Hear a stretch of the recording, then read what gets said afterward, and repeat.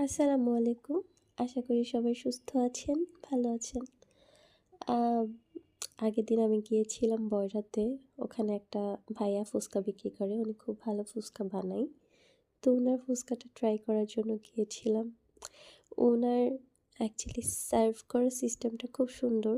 উনি ছোট, ছোট কিছু কুলার মধ্যে অ্যাকচুয়ালি আ ফুচকাটা সার্ভ করে। আর উনি অ্যাকচুয়ালি বাংলার ঐতিহ্যটাকে অ্যাকচুয়ালি খুব ধারণ করছে। যেমন উনি মাটির পাত্রে টকগুলা রাখছে। আ তারপরে ফুচকার যে ভেতরে পুর যেটা ওটাও মাটির পাত্রে রেখেছে। ওনার ফুচকাটা মজা ছিল। তবে ভাইয়াটা খুব বাজে। আমি বলেছিলাম উনাকে ঝাল ছাড়া ফুচকা দিতে, উনি আমাকে ঝাল দিয়ে ফুচকা দিয়ে দিয়েছিল। এমনিতে আমি ফুচকা খুব একটা পছন্দ করি না।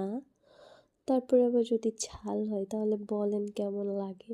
তো ফুচকা খেয়ে যথারীতি আমার কান, চোখ, নাক, মুখ সব লাল হয়ে গেছিল। আর ভাইয়াটা খুব ফানি ছিল। যাই হোক, আ ফুচকাটা মোটামুটি ভালো ছিল। আর এখানে অনেক, অনেক রকমের টক ছিল। আপনারা চাইলে আপনাদের পছন্দ মতো টক নিয়ে খেতে পারেন। যার যতগুলা টক প্রয়োজন।